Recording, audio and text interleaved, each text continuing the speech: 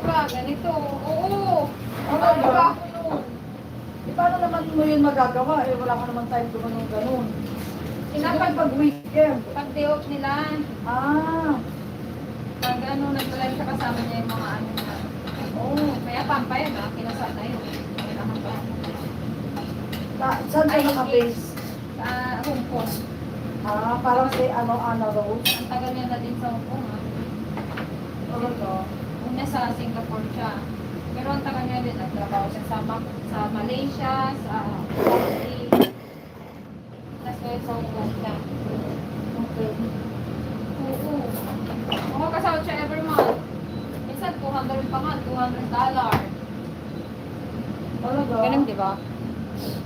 Oo, wag kang talagang talaga.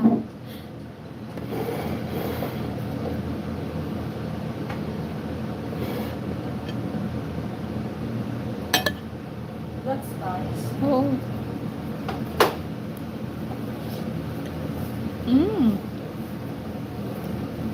Masarap pag sinali mo sa ano. Baka yung maanghang to, ate. Yung binibigyan ko yan sa'yo ng mga Di ba sabi sa mga pero masarap. Maanghang?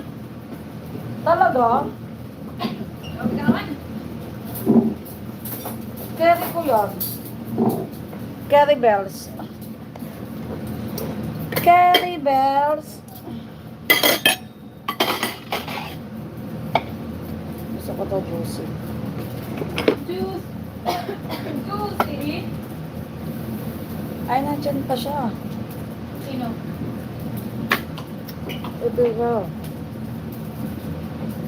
Ano ka makla? Eh, busy pa siya eh. Baka hindi naman siya kakain. Juicy!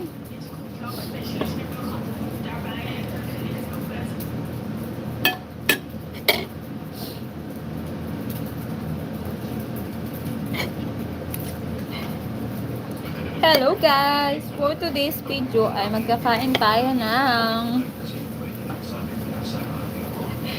hamburger.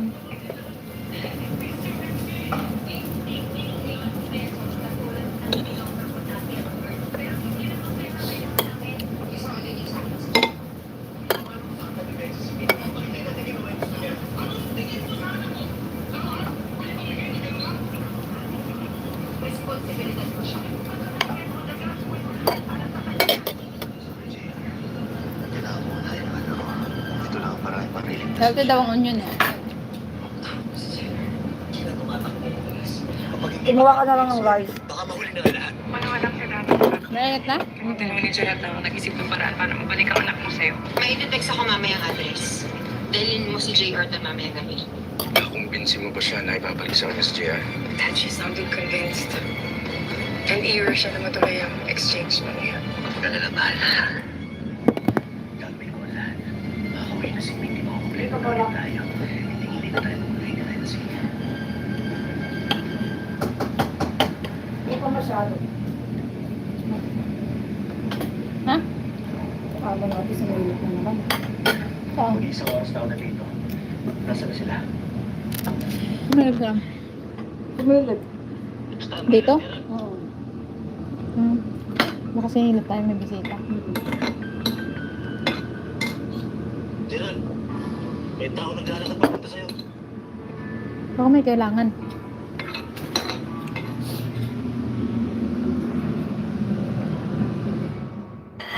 Ingay. Just make Ang sure saan? na makuha niyo yung mga taong involved. Hindi nyo ba na Midnap sa akin. naisip na Hindi lang si Susan. may second plan? Sino? Mga kasabwat. Mananagot sila lahat. Eh, palpak naman yung second plan nila, di ba? Sino ka? Nasaan sila, Betsy? Nasaan yan ako? Nasaan ka, Bay? Sir, ano to? Sir, huwag niyo ulit, sir! Nakikinis na ako! Sir! Wala akong ginagawa mo sa mga sir, napag-utusan lang mo ako! Ano pinagsasasabi mo? May lumapit ho sa akin sa lalaki. Ang sabi niya, may bibigay daw ko yung pera sa akin, tapos babayaran nila ako ng malaki. Huwag ka na magsinungaling. Takuhan ka ni Betsy. Sir, hindi ko kilala yung Betsy na sinasabi niyo. Ay, ang Maniwala bobo. po kayo sa akin. Palpak. Mukhang nagsiguro si Betsy. Kaya siya nagpadala ng po. Dadaisan tayo. Hindi na ba naisip nyo? Ano ko sa kanila? Tanga-tanga.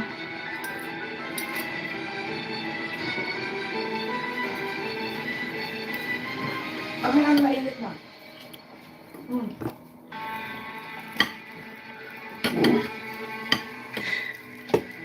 Hindi lang.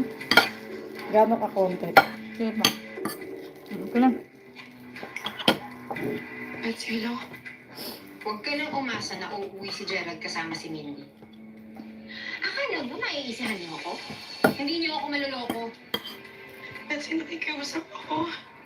Ako na lang kunin mo. Kapalit ni Mindy, please. Total, sa akin ka naman galit, di ba? Si JR ang kailangan ko, hindi ikaw. Binigyan ko kayo ng pagkakataon, pero anong ginawa niyo sa akin? Niloko niyo ako? Nay,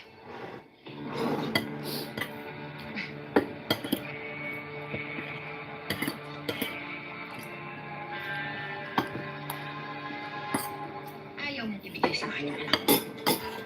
Papatayin ko lang sa hindi. Wag! Betsy, wag, please. Huwag mo sasaktan yung anak ko.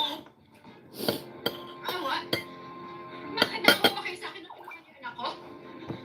Nakinig mo rin sa mga pakiusap ko?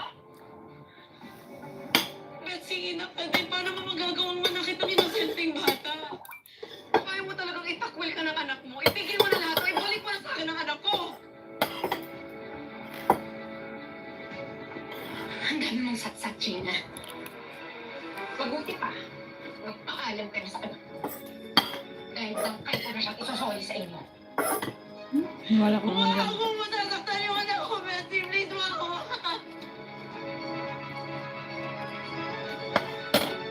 Please, wag.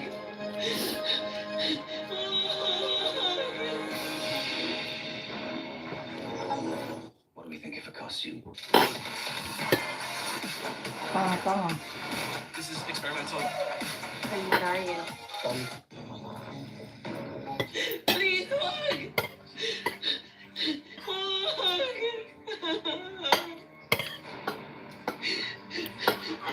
Betsy, nanay ka din. Huwag mong gagawin sa akin to. Nanay ako.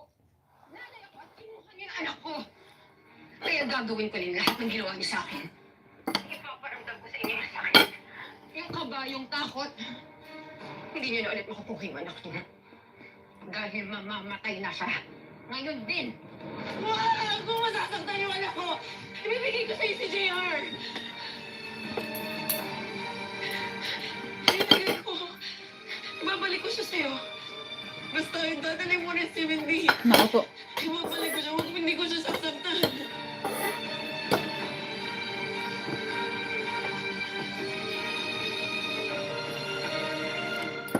Paano ako nakakasiguro nagsasabi ka ng totoo?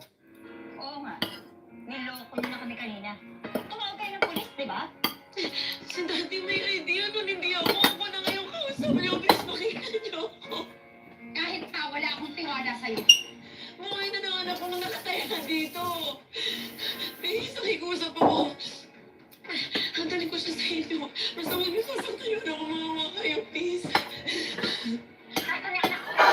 Dito siya, papakita ko siya sa'yo. Basta sorry mo sa akin si Mindy. Ano ate? Kaya mo pa? Gusto ko makita yung anak ko. Ang halin, sorry. Gusto Ang ko hamburger? makita tayo sa supermarket. May mga please. Ano ginasasaktan si Kainin Mindy? mo yan. Yung gusto mo. Ate tayo. Anak.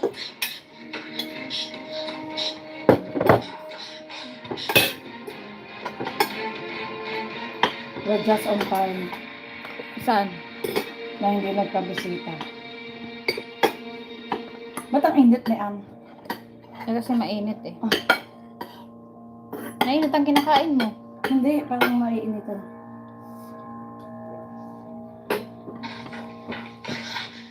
Ito. Ay, naniniwala ka na? Wag. Sawan lang.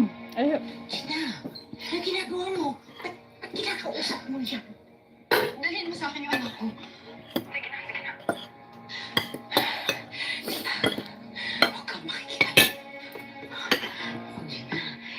Hindi ka papayag, ha? Hindi pwede, wala kang pwede gawin sa pamangkin ko. Tatawag ko yun sa daddy mo.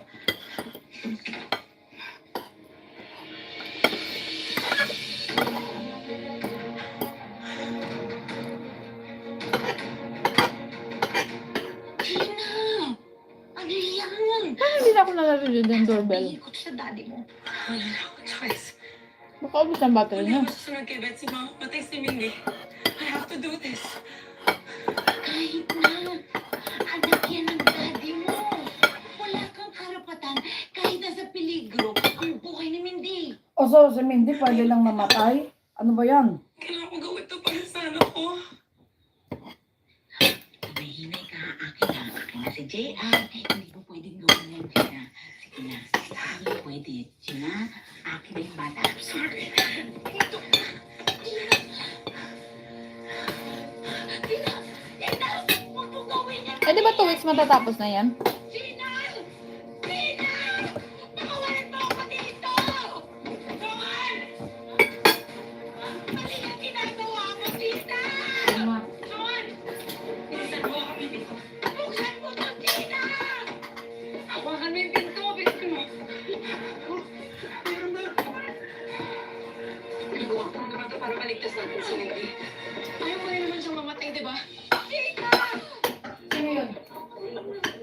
Sabi niya kay Lenlen. Papakinggan ako ang pakinggan mo.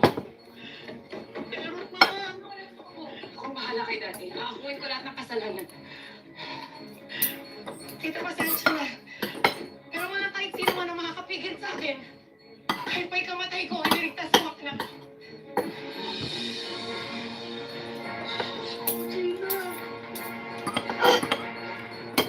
Hello?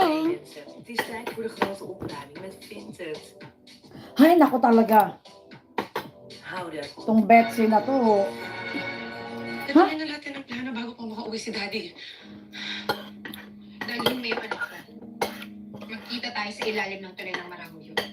Ano bakit doon? Dahil pinakasawa ko, tayo sa supermarket. Hindi ligtas ang lugar na yun para sa mga bata.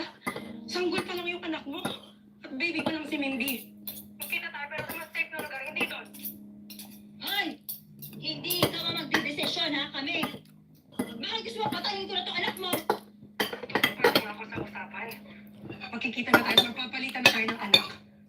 Basta sa mas safe na Ubusin mo lugar. na yan. Saan nga tayo magkikita? Supermarket na nga lang. Ano naman ang tao doon? Aalisin ko na lang din yung mga guards doon. Pero paano kung may pinaplano na naman kayong trap? Oo nga, katulad ng ginawa niyo kanina. Pero wala ko ba akong isipin yun? Gusto ko na lang mabaho yung anak ko. At sa supermarket ang pinaka-safe at pinakamalapit sa akin. Pero paano nga kung niloloko niyo na naman ako? Ha? Pinakaasa? Pareho tayong desperadang ina na gusto na makita ang mga anak natin. Hindi ko gagawin sa'yo yung ginawa ni Daddy. I will keep my word. I won't double-cross you. Ano na kung buhay ng anak Amo ko natin. papalit dito? Hanggang... Kasi mag-keep tayo sa safe na lugar. Ha? Gusto ko nang matapos to, Betsy. Amo natin. Baka nagche-check. Ano? Ano ba meron Desisyon sa ka baba? na. Bago umuwi ang daddy ko.